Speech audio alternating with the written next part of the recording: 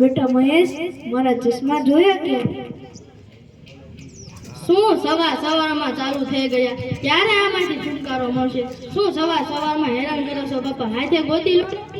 મને રડતા નથી, તું મને ગોતી દે ને. તમારા ચશ્માનું ધ્યાન નથી રાખી શકતા? અજયની મમ્મી પપ્પાના ચશ્મા ગોતીને આપો તો. બેન, હું રસોડામાં આવું છું, તમે ગોતી દો ને રમણ ભમણ કરશે બધું.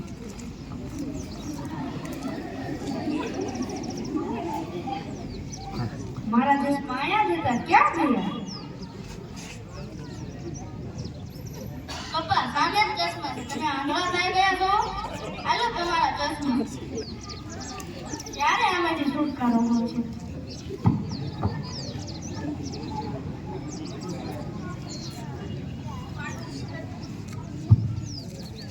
પપ્પા મને દાખલો ગણી દો, મને નથી આવડતો.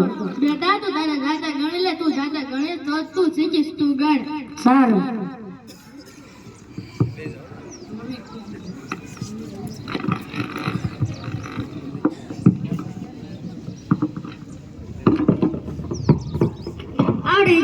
આવડી ગયો. ઓ મમ્મી, બેટા તને વાગ્યું તો નથી ને? બેટા અત્યારે તને વાજ્યું તો નથી ને? ના.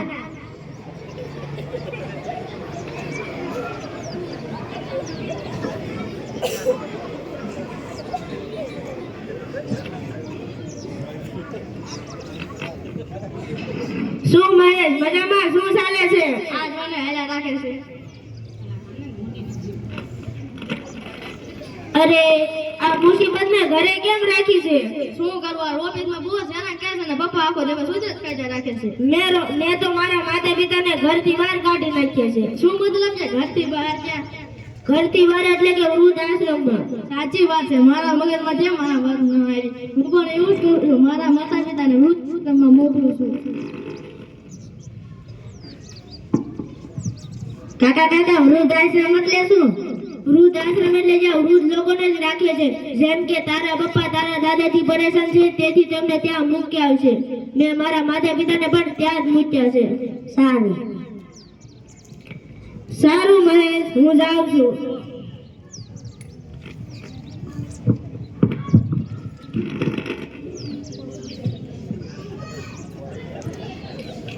અજયની મમ્મી મારા ચશ્મા છે જોયા? તમે જાતે જ ગોતી લ્યો, હું કામમાં છું.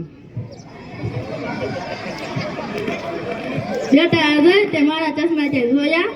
પપ્પા તમારી આ રોજની રામાયણ છે. લાગે છે તમે આંધળા થઈ ગયા છો. આ સામે તો પડ્યા છે ચશ્મા. ખબર નહીં આમાંથી ક્યારે છુટકારો મળે. તમે જલ્દીથી વૃદ્ધ થઈ જાઓ તો હું પણ તમને વૃદ્ધ આશ્રમમાં મૂકી આવું. શું બોલ્યો? આવી રીતે મોટારે વાતો કરે નિશાળા તમે આવું બધું શીખો છો? નિશાળે ને પપ્પા તમારી પાસેથી જ હું શીખ્યો છું. હું થોડોક પડી ગયો તો તમે કેવા ટેન્શનમાં આવી ગયા. આ ટેન્શન એટલે કે તમારો પ્રેમ છે. તો નાનપણમાં દાદાજી તમને આવો જ પ્રેમ કરતા હશે ને? બેટા માતા પિતા સાથે આવી રીતે વર્તન ના કરાય. માતા પિતા ધરતીના ભગવાન છે, એમનો આપણે આદર કરવો જોઈએ. દાદાજી તમે મારા પિતાના પિતા છો તો પપ્પા તમારો આદર કેમ નથી કરતા? સાચી વાત છે. પપ્પા મને માફ કરી દો. મારાથી ભૂલ થઈ ગઈ. હું તમને વૃદ્ધ આશ્રમમાં નહીં મોકલું. ઊભો થઈ જા બેટા, સાનો રહી જા. છોરું કછોરું થાય પણ માવતર કમાવતર જ ન થાય. જોયું ગ્રામજનો, આપણે આપણા માતા પિતાનો આદર કરીએ તો જ આપણા બાળકો આપણો આદર કરશે. આપણે માતા પિતાની સેવા કરીએ તો જ આપણા બાળકો આપણી સેવા કરશે. માતા પિતા વૃદ્ધ થઈ જાય ત્યારે આપણે તેમનું વ્યવસ્થિત ધ્યાન રાખવું જોઈએ અને તેમનું અપમાન ન કરવું જોઈએ. જેવું કરશો એવું ભરશો.